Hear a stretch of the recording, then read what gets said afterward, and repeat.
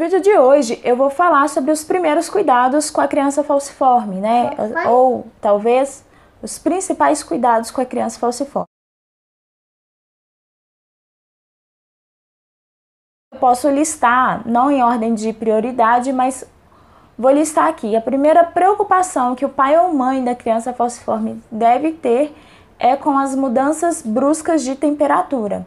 Então, a criança falciforme ela não pode passar frio e também ela não pode sofrer calor excessivo. Uma vez o médico me falou que era importante eu observar as mãos e os pés.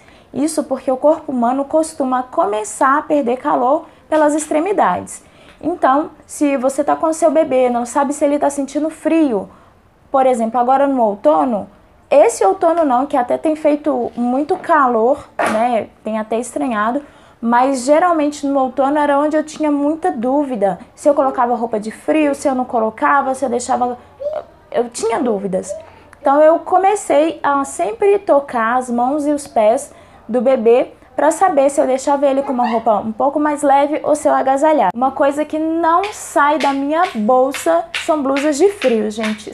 Pode estar o sol do deserto do Saara trincando aqui na minha cabeça, que eu vou sair com eles, eu vou levar uma blusa de frio, porque nunca se sabe. Às vezes eu vou entrar no shopping, vou entrar no banco, ou às vezes o tempo muda de repente. Então é muito importante você cuidar dessa questão da mudança de temperatura, tá? Um outro cuidado que a gente precisa ter com a criança que porta anemia falciforme, que tem anemia falciforme, é com a hidratação.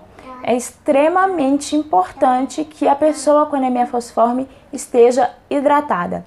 A hidratação vai prevenir que ela tenha crise de dor por vaso-oclusão. Também vai manter a pele hidratada, livre de ressecamento, porque a desidratação na pele pode inclusive provocar úlceras e uma série de outras complicações. Então mantenha a criança hidratada. Se o seu filho ou sua filha é como os meus, que não gostam de beber água, é importante você criar gincanas, criar estratégias para fazer eles beberem água. Então aqui em casa tem gincana, quando é muito importante que eles bebam água, por exemplo, assim que saem de uma internação, às vezes eu dou algo doce para estimular o consumo de água. Eu sei que não é o indicado, mas é o que eu faço, né? Então assim, é importante demais a hidratação. Terceiro cuidado, a alimentação. Esse assunto, ele até vale um vídeo à parte, mas falando assim de uma forma bem geral, a alimentação da criança falciforme não é uma alimentação especial. É claro que tem pessoas que têm restrições, sim, mas de uma forma geral, a criança falciforme não precisa de uma alimentação especial, porém, ela precisa de uma alimentação balanceada e saudável. Então, quanto mais fruta, mais verdura, mais legume a criança ingerir, assim como todas as outras, melhor, né? É importante garantir que a criança esteja recebendo todos os nutrientes para que ela fique mais saudável e assim tenha menos complicações da doença. É claro, gente, assim, que o ideal seria que todas nós pudéssemos oferecer 3 tipos de fruta por dia, alimentos coloridos no prato em toda a refeição. Não é o que acontece aqui sempre. Os meus filhos comem miojo, tem dia que come só miojo, tem dia que come só arroz, feijão e ovo. Acontece, mas sempre que possível, ofereça uma alimentação balanceada para o seu filho. A febre. A febre é um sinal de alerta para todas as pessoas, né? Ela indica que alguma coisa está ocorrendo no nosso organismo. Para criança que tem anemia falciforme, a febre é a ordem para você correr para o hospital. Então, qualquer sinal de febre, corra para o hospital. Eu tenho uma cartilha que eu recebi do Hemocentro aqui da cidade, falando que é febre superior a 38,3. Tem situações que a gente sabe o motivo daquela febre. Por exemplo, vacina. Algumas vacinas provocam febre. Então, você já sabe, meu filho vacinou ontem, estou esperando que ele dê febre hoje ou amanhã. Passou disso, a febre está durando mais do que devia durar, digamos assim, vá para o hospital. A dentição, por exemplo, os médicos afirmam que a dentição não provoca febre, mas nos meus 2 filhos eu tive febre por causa de dentição.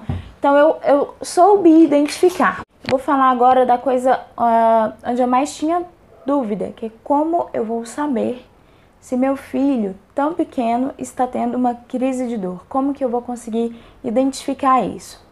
A primeira coisa é a gente seguir o checklist básico, né, que a gente faz com um bebê, qualquer bebê.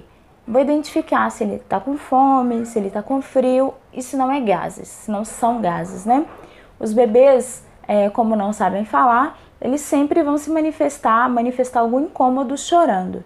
Então, se o seu filho está muito irritado, está chorando demais, você vai primeiro ver se ele não está com fome. Então, olha a hora da última mamada, se ele mamou o suficiente. Vai ver se ele não está com frio ou com calor. Às vezes o bebê está tão agasalhado, tão sufocado, que ele vai chorar para mostrar isso para você. Então, ver se ele não está suando, se ele não está com roupa demais, se ele não está muito quente. Ou o contrário, às vezes ele está com frio, está precisando ser agasalhado. E aí a dica do frio vale você tocar as mãos e os pés para ver se já não estão, né, mais geladas, que mostra que a criança está perdendo o calor. Gases. Gases é algo muito complicado. Se os meus 2 filhos tiveram muitos gases. É muito comum nos primeiros meses de vida e não tem o que fazer, né? Não tem o que fazer, gases são gases. Então você vai tocar na barriguinha, você vai conseguir perceber que está cheia de gases, faz um barulho mais oco. Mas se você conseguir eliminar esses 3 pontos, você vai observar outras coisas.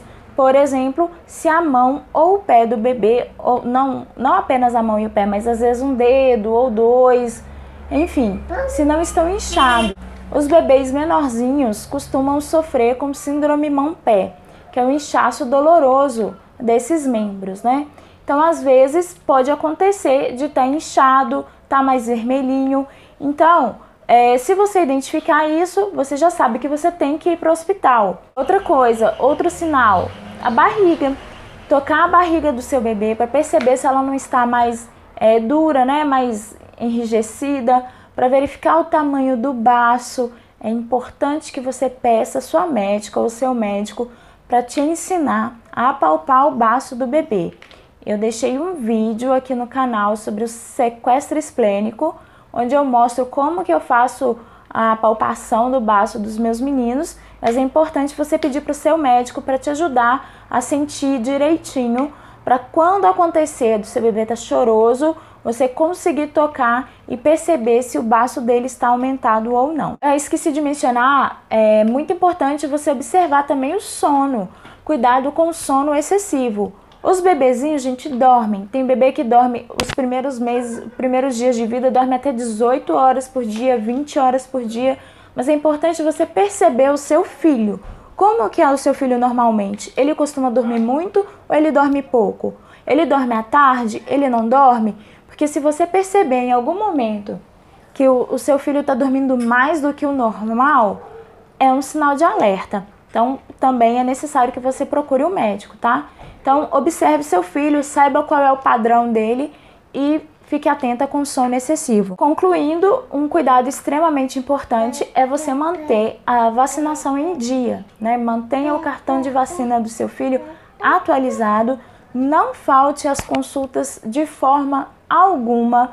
É muito importante o acompanhamento do hematologista, é o médico que vai saber ler os exames de sangue, ele vai saber ler os sinais do seu filho, ele que vai saber te orientar da melhor forma a alimentar o seu filho, o que pode, o que não pode, a medicação que ele precisa tomar. Falando em medicação, é muito importante que você dê a medicação profilática, né? As crianças até 5 anos de idade tomam antibiótico profilático. Esse antibiótico ajuda a evitar as infecções. Como eu mencionei no vídeo anterior, as crianças com anemia falciforme são mais vulneráveis, mais suscetíveis a infecções. Então é muito importante que você dê o remédio, a medicação em dia, assim também o ácido fólico, que ajuda aí na renovação do sangue do seu filho. Bom, é isso. Eu acredito que eu consegui falar tudo o que eu queria. Caso tenha ficado alguma dúvida, caso você tenha alguma dúvida e quer me perguntar, deixa aqui embaixo nos comentários que eu vou procurar responder. Se eu não souber, eu vou perguntar à médica dos meus filhos para conseguir te ajudar. Eu espero muito que esse vídeo seja útil para você, que Deus te abençoe. Muito obrigada por assistir. Até o próximo. Tchau, tchau.